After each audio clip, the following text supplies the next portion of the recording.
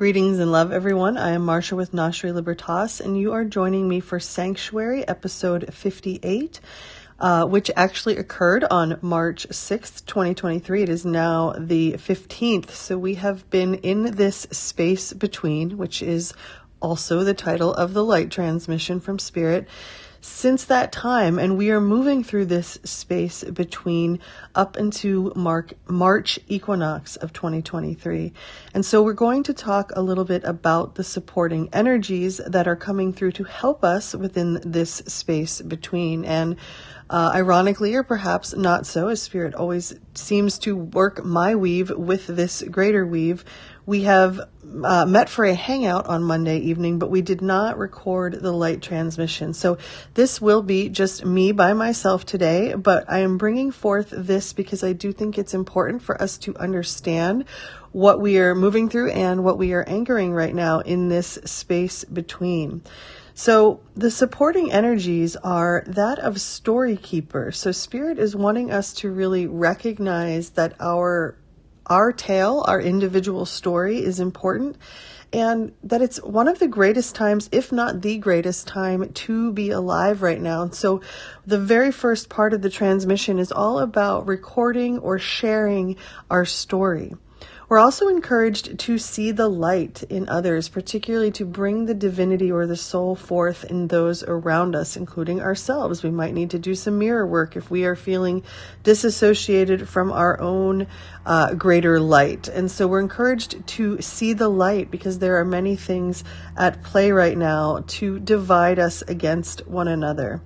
We're also encouraged from Spirit that the answers are coming. So if we're feeling like we're in that tissue paper weave where we're not really sure what the next step is, we can be assured through this reading that the answers are coming soon. And the next energy was winged messengers. So we will have divine assistance and support as well as divine intervention during this space between creations. And speaking of creations, we are birthing new creations forth. The very first supporting energy within this light transmission of the space between, or this place between what was and what will be, which can feel very disconcerting to our personality, human, ego self. I use all of those terms interchangeably. And so we're really encouraged to listen to what Spirit is saying right now, because when we cleave to the weave, when we listen to what Holy Spirit, Great Spirit is offering us, then we are moving within that highest timeline. And the very first supporting energy, once again, being that of Storykeeper, that we're encouraged right now to tell our story, and specifically to write down our story or our wisdom, that this is about leaving a legacy. And this doesn't mean leaving a legacy of fame or of being renowned or even financially abundant necessarily. It means that we are leaving a legacy within the blueprint of the soul, and we are living our lives as the greatest tale which has ever been told. And Spirit says that this does not mean being intentionally dramatic, rather that we are living imaginatively, boldly, and attuned to the divine magic and spirit within all things. So we're remembering that everything is alive with Spirit within it, and when we are tuned into it, then we are also activated within that weave. Once again, being encouraged to record our life story, our lessons, our wisdom, and the experiences that we have learned, and to know that we are truly leaving our mark on the world, rewriting any weaves from our past, present, or future, or parallel experiences that are going beyond this happy ending, Spirit says, where so many other stories leave off. And so this feeling from the greater wisdom of God that there's always so much more beyond the happy ending. And this is what we are exploring now, both individually and collectively, that we are finding the inherent wisdom within the nuances of our story and listening to the messages, the signs, and the signals which are showing up within our weave. So once again, we're encouraged. It is time to seek the wisdom in our story and to change the patterns and twists that have repeated themselves and which have seemed artificial or contrived, that we are now carving out an original tale for ourselves. And the lyrics here were, "And I felt everything around me was connected somehow." So once again, Spirit bringing attention to the fact that everything is connected in the weave, and there is nothing too trivial or small to be worthy of our notice. All of our tales and energies have an impact. So once again, tell your story, but most of all, Spirit says, live your story. Be original. And think of the generations to come and to live as we wish our story would be told. To bring what we are dreaming of into reality on a daily basis. So really checking our mind terrain. Are we in the positive where we feel empowered and like anything is possible? Or are we kind of poo-pooing everything and staying in this victimized or negative mindset? And we're really encouraged, tell the best story possible, not only to ourselves, but also about our life. So what are the things that we are repeating to ourselves about what is possible or what is happening? And once again, to be original in our storytelling, and to do so, we must have a strong connection within. The shadow of this energy of Storykeeper is refusing to believe that we can edit our experience and recreate the tales that we are telling ourselves and others. As well, not understanding that the tale of our life is profound in the eyes of our Creator and significant, not only to write or share for ourselves, but to give this energy out into the world and to communicate our legacy with others. Some other shadow qualities here are feeling insignificant and wondering, who are we to dare contemplate writing or sharing our story? As well, putting off these times of quietude or time of introspection or reflection, or simply just telling ourselves that we're not good enough, that we're no good at writing or storytelling. And Spirit also speaks to a shadow here of wanting others to know who we are, but refusing to tell them the great and secret moments of our life. And that is where the weave really becomes alive and vibrant. The shadow here is also fame versus wanting to be known. And Spirit says that fame is the superficial longing of the soul to be truly known. And it's kind of this distorted or inverted matrix version of that energy. Some other shadow qualities here would be not listening to others' stories, or feeling disconnected or like we cannot relate to others, as well as not believing that we have a connection to the wisdom keeper energy, this ancient energy, which actually lives within each of us and all of us. And so we're encouraged, do not underestimate the power of storytelling, myth, fable, and legend, as these are the repositories for our soul's truth. And this part of the reading ended with, there are blessings all around you. Open up your eyes. Feel the sunlight fall upon you. Let it free your mind. The next supporting energy within this light transmission of the space between, or this place between what we were and who we are becoming, is this notion that we need to see the light within ourselves and others, that the greatest illusion of the ego is that it sees itself as less than or better than others. And this creates a false sense of separation and isolation, which cuts us off from the divine flow of life. Spirit within knows that we are all the same source and honors self and others equally. The ancients called this false sense of separation stink eye, the sad affliction of not being able to see the shared beauty of spirit in all. So we're really encouraged to ask this question to ourselves right now, which is, where in our lives are we suffering from this energy or this sad affliction of stink eye, where we're either feeling less than or better than those around us, where we're either feeling inadequate or superior. So noticing that these are polarities. And where might we be feeling jealous or even indifferent, angry or insecure? Spirit wants us to know that these false perceptions rob us of our right to inner peace and cut us off in a felt sense from source, as we are never actually truly separate from all that is. But that everyone and everything in our life is reflecting an aspect of us back. And if we are feeling inferior, we might not be accepting our strengths and gifts fully. And if we are feeling superior to others, we might be dishonoring or not seeing, refusing to see the divinity in another. So what is being mirrored back to us by our weaves? We're encouraged that to clear any energies of stink eye, we must look for the common elements that we share with those from who we feel different or separate, to see both their human and divine qualities in ourselves as well as others, and to know that we all have challenges and weaknesses as well as this beautiful and radiant divine light.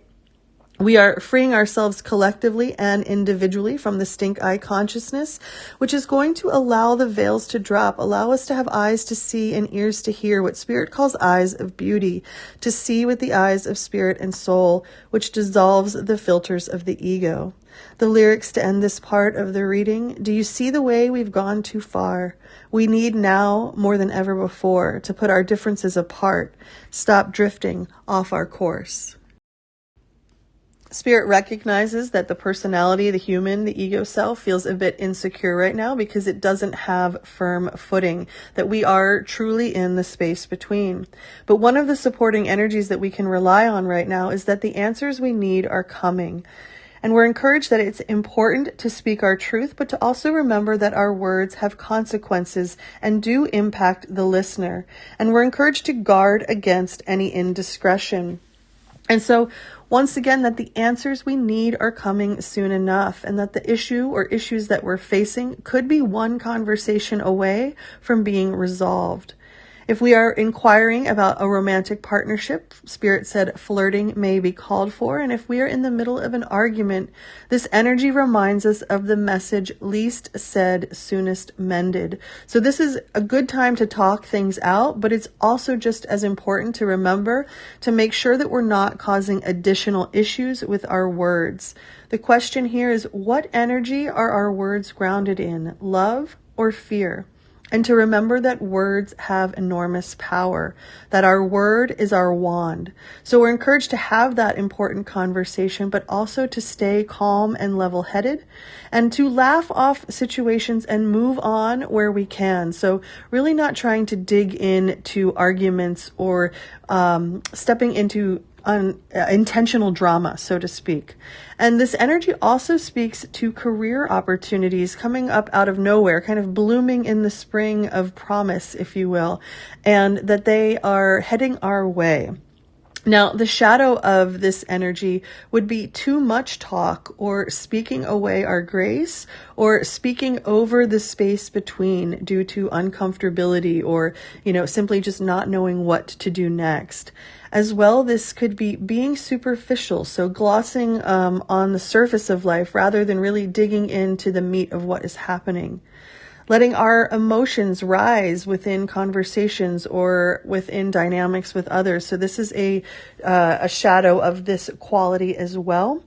Or failing to remember that our words leave imprints and have consequences. Once again, these are lessons in communication and compassion. So we are really encouraged to, yes, tell our story, but to also see the light in those around us because they have things to offer us that we may not be fully seeing if we are not giving them that space, if we are staying in that place of stink eye rather than moving into those eyes of beauty. And it's easy to do that. It's easy to feel triggered when we feel like we're in that tissue paper weave. But once again, Spirit reminds us that the answers that we need are coming. As we navigate this space between, one of the supporting energies is that the winged messengers are here to help us, and particularly within these small conflicts that might be occurring within our interpersonal relationships and dynamics. So we're very much encouraged to view any little dramas right now through our higher mind and compassionate heart. So once again, we're encouraged to remain calm and level-headed as emotions start to rise, and to really listen as Spirit guides us through these important talks or conversations that need to take place without getting pulled into a fray. Once again, that the eyes of Spirit allow us to easily rise above any challenges, to see them clearly, and to deal with them effectively and efficiently.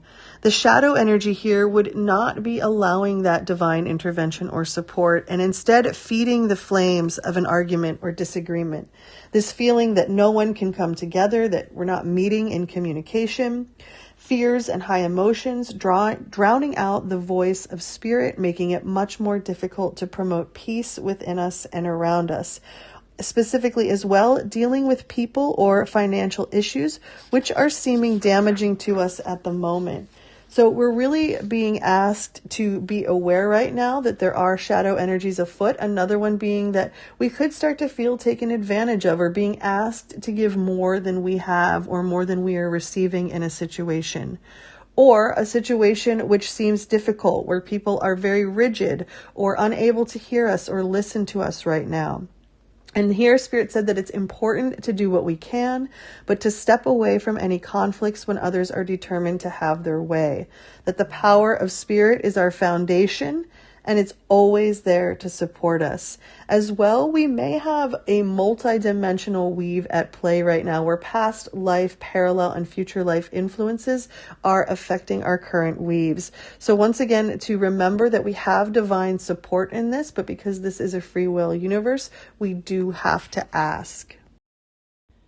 My friend had a great analogy the other day where she said, we're kind of in that last stage of the caterpillar where we know we're not what we were, but we aren't yet the butterfly. And so Spirit reminds us that in this space between, we are birthing new creations, that we can trust the tapestry of life and its expression, and to also trust that these new creations desire to be born, that they are bigger than just our personality self, that they are here to serve the greater whole, and that new consciousness is longing to be breathed into life. So we're very much encouraged to do our bit in weaving this into the physical fabric of existence. And this doesn't necessarily mean that we have to work super hard and put all of our time and energy into it. It simply means that we have to have a clear intent, a clear focus, and to take one action physical action toward it every day, so that we can weave it from the etheric into this physical fabric of existence. And Spirit says this is the energy of the artist and the midwife, and we are called to ponder what wants to be birthed through us right now. What new creations are whispering in our ear? And this could even be just as simple as, how can we bring more creativity to what we are already doing when we're cooking, when we're cleaning, when we're doing the daily, quote, mundane tasks of life? How can we bring new creations into that process? What beauty are we being called to make or bring forth? And to remember that creativity and intuition come from the same sacred place. They occur when we find ourselves flowing with the rest of life. So we are no longer resisting the current or gripping, to this life raft that is slowly dissolving beneath our fingertips. We are instead flowing with life itself.